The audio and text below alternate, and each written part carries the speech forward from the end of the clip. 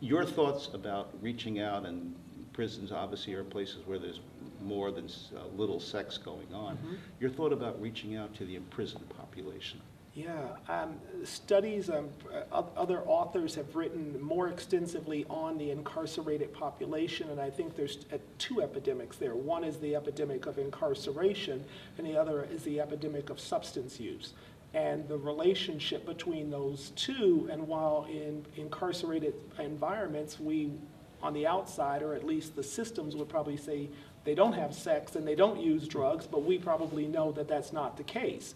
And so we definitely have to take critical examination of whether or not we're burying our heads and creating more of a public health issue.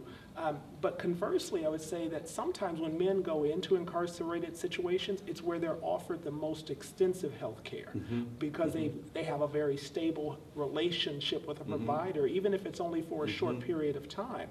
It's much more stable than they have on the outside. And what we find is often people are being infected on the outside and then get incarcerated.